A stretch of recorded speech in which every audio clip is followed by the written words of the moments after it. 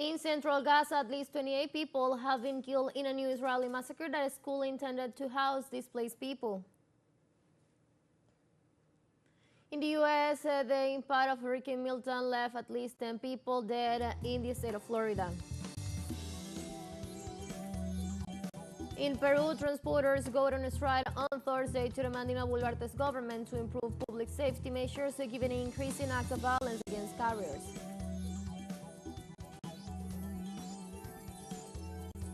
Hello, welcome to From the South. I'm Ana Marrera from the teleSUR headquarters in Caracas, Venezuela. We'll be with the news. Stay with us.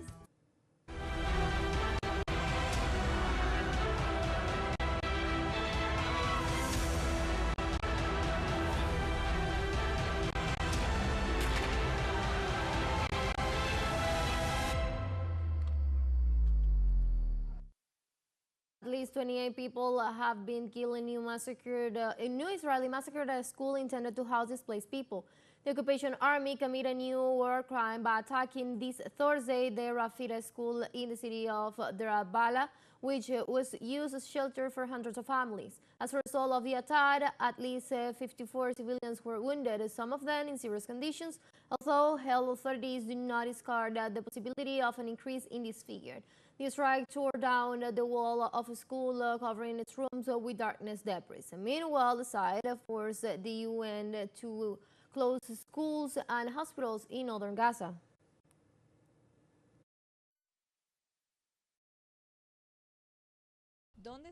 Where is the nation? In the houses of God, there is no mercy, neither in the schools nor in the hospitals, but where shall we go? Our people are besieged in the north. Fear God for us, O Arabs, and O Muslims. God will destroy you. You are the ones who sent Israel against us. What have we done? At least 22 Lebanese citizens were killed in a new Israeli airstrike on southern and eastern Lebanon. The information was provided by the Lebanese Ministry of Health, which also reported that at least 117 civilians had been wounded in the attack. On the other hand, Lebanese media informed that Beirut had become on Thursday afternoon the target of 3 airstrikes launched by Israel against the areas of Ras al-Naba, al-Nuwiri, and the surroundings of Bishr al-Quri. For its part, Israeli media claims that the attack had been launched against health centers and facilities owned by Hezbollah.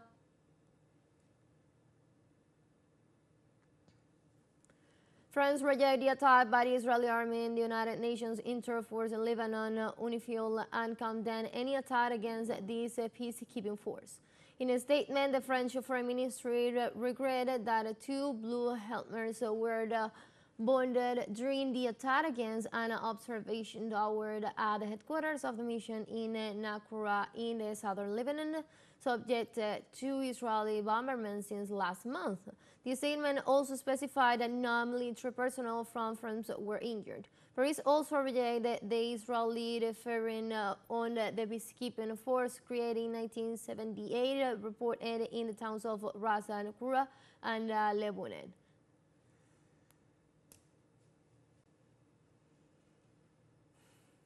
Later, the French Minister of Defense, Sébastien Lecornu, asserted that his country will not deliver weapons to Israel because it is perpetrating genocide against the Gaza Strip and it is also attacking Lebanon. In this sense, the official specified that Paris only sent to Israel defensive components such as sprint systems for the Iron Dome and planes for the armors of vehicles. In addition, Lecornu warned about this risk of escalation of regional war, which he considered dangerous for Europe and the security of the French people. Let's take a very short break, but remember you can now join us on our TikTok account as teleSUR English, where you'll be able to see news in different formats, news updates, and more. Stay tuned for more news.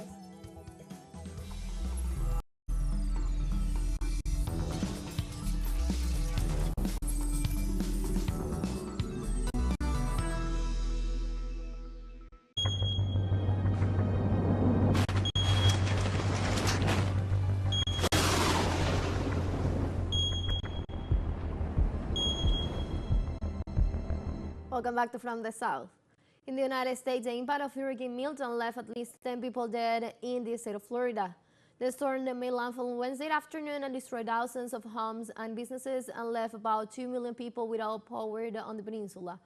Emergency response teams are in rescue operation because about 100 people could be trapped in the destroyed areas. Meanwhile, the Sarasota County and Simol authorities report fallen power lines and trees on the roadways, a situation that extends to several areas of the state.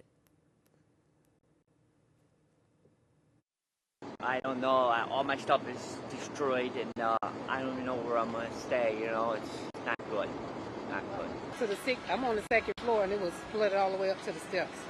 So that was scary and I just wanted to get out. And I was looking to make sure my neighbors was okay. We got people on oxygen. I'm a nurse and I couldn't even get out to help them. So we're just finally getting out now, out of the water over here, dry land.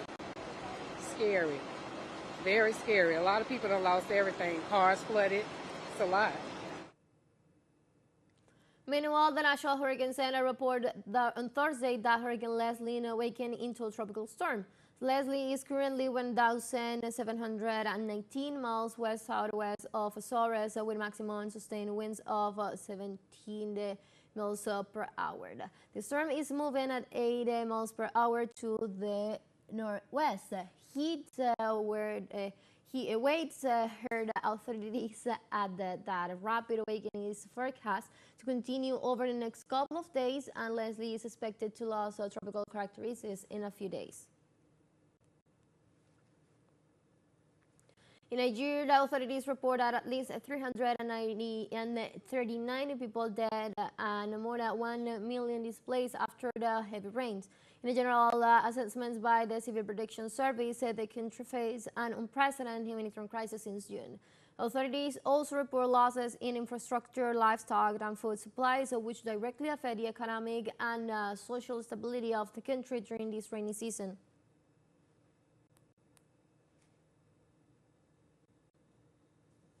Mexican President Claudia Sheinbaum ruled out on Thursday her attendance to the 16th United Nations Conference on Biodiversity and says she is still considering her participation in the next G20 summit meeting.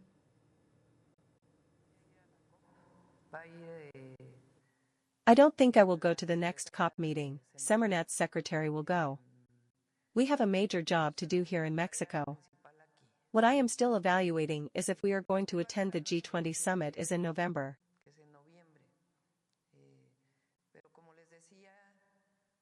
But as I was telling you, it is on November, and I have to be in Mexico on November 20th for obvious reasons. On the 19th we had said, look, there's a lot of interest in investmenting in Mexico.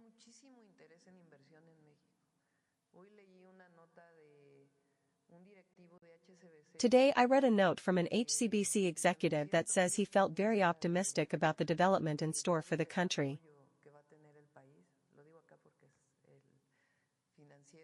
I say it here because he is the financial executive. And recently, several investments have been announced in Mexico. The financial system does not have anything to worry about. The national and foreign investors have all the conditions to develop their companies here.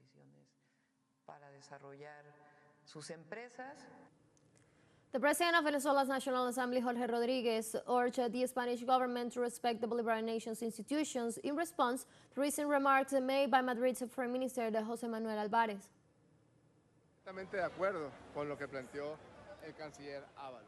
I fully agree with what Foreign Minister Alvarez said, that the institutions of the countries must be respected. In other words, he should begin by asking that arrogant Congress of the Kingdom of Spain to be respectful, a Congress that has arrogated to itself functions that constitutionally concern only the National Electoral Council of the Bolivarian Republic of Venezuela and the Supreme Court of Justice. The Congress of Spain cannot interfere in matters that only concern Venezuelan men and women. Since it is closer to you, Minister Alvarez, start by demanding that Congress and the Spanish courts to be respectful. Allow me to share with you the verses written by a great Venezuelan poet, in his epic work, Florentino and the Devil, that goes like this. I am like the hawthorn that blooms in the prairie. I give out scent to those who pass by me, and thorn to those who shake me. Please don't shake us, Mr. Alvarez. In Peru, transport workers go on a strike on Thursday to demand the Arte's government to improve public safety measures given the increasing acts of violence against carriers. The transport union said that the strike comes as a result of extortion and constant threats from criminal groups, which put their daily work at risk. The strike, initially promoted by taxi drivers, was also followed by a group of former urban transport workers, affecting several roads in Lima and other regions.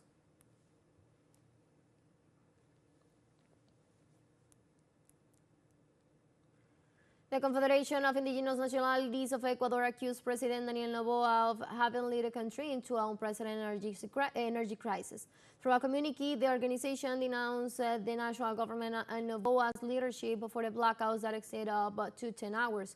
Precisely, they point out inaction and lack of planning to attend and mitigate the impact of these kind of events. In this context, aimed at the ongoing energy crisis, the Ecuadorian Institute of Meteorology and Hydrology forecasts the arrival of rains for the month of December, which is expected to revoke the flow of rivers that feed the 6 hydroelectric power plants.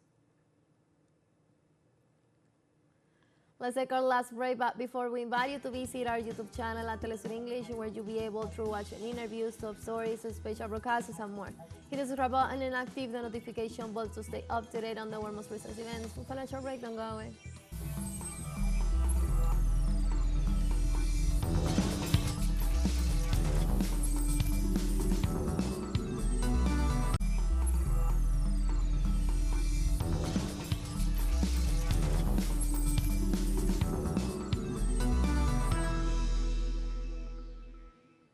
Welcome back. The new head of the United Nations International Maritime Organization, Arsenio Dominguez, urged shipping companies to work harder to reduce carbon dioxide emissions. The IMO Secretary General called on the shipping companies to reduce fuel consumptions by using satellites to share routes, cleaning the ship's hulls to reduce friction in the water, and having ships go slower than its capacity. The head of the UN body noted that even if many companies are doing a lot to cut greenhouse gas emissions, shipping the IMO's goal of 30% reduction of emissions by 2030 will require the immediate implementations of every possibility. Most ships run today on heavy fuel oil, which releases carbon dioxide along with sulfur, nitrogen, and other pollutants. World Mental Health Day takes place every year on October the 10th to spotlight mental health globally, raise awareness of mental health issues, and encourage efforts to support those experiencing mental health issues. This data was established in 1992 by the World Federation for Mental Health, and this year's theme is Workplace Mental Health. The theme highlights the importance of addressing mental health and well-being in the workplace for the benefit of people, organizations, and communities. Mental health problems have a direct impact on workplaces through increasing absenteeism, reducing productivity, and increasing healthcare costs. However, the stigma and lack of awareness of mental health persists as barriers to addressing mental health in the workplace.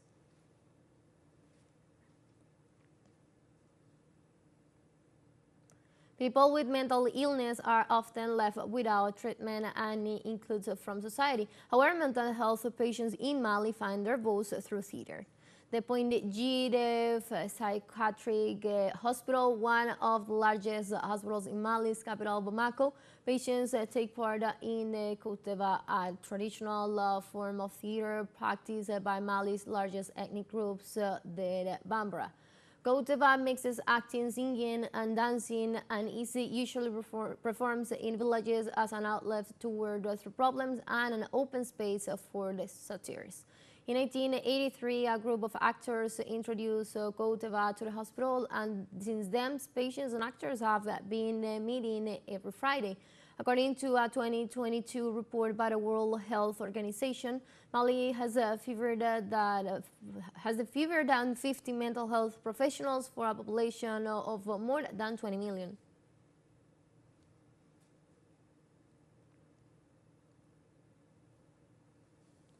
Goteva makes patients feel at ease, and they often tell the actors details about their life. They are not comfortable sharing with their families or doctors. The head of the theater, the Throbo Adema Bagoyoko, says Goteva gives patients the right to speak. Let's listen. When they come here and sit through the koteba, that they aren't excluded because we give them the floor. We touch each other, we talk to each other, we dance together, we laugh together.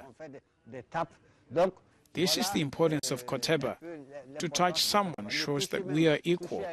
To listen to them shows that they are important, and what they say is important. Every October 10, the World Day Against the Death Penalty unifies the global abolitionism movements and mobilizes civil societies, political leaders, lawyers, public opinion, and more to support the call for universal abolition of capital punishment. The day encourages and consolidates the political and general awareness of the worldwide movements against the death penalty. On October 10, 2024 and 2025, the World Day will be dedicated to challenging the misconception that the death penalty can make people and communities suffer. It is undeniable that the death penalty does not protect individuals and societies because it threatens human dignity and reinforces social and economic disparities by disproportionately affecting marginalized groups.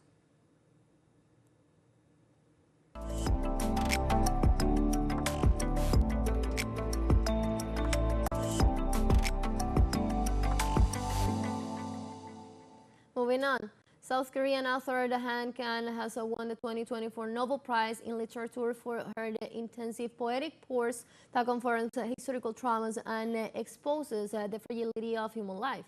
The permanent secretary of the Swedish Academy Nobel Committee, Mats Moll, announced the prize in Stockholm on Thursday. In her oeuvre, Han Kang confirms historical traumas and invisible sets of rules, and in each of her works expose the fragility of human life. The Nobel Prize is such a big award, so I think there have always been many people in Korea who wanted to receive it. Now, as a Korean, I feel a lot of pride in it. I would like to give a huge round of applause for winning the Nobel Prize. We have come to the end of this news brief, but you can find these and many other stories on our website at telesurenglish.net. You can also join us on our socials. We're on Facebook, on X, and on Instagram as well. For TeleSUR English, and from the south of Marmarrero, thank you for watching.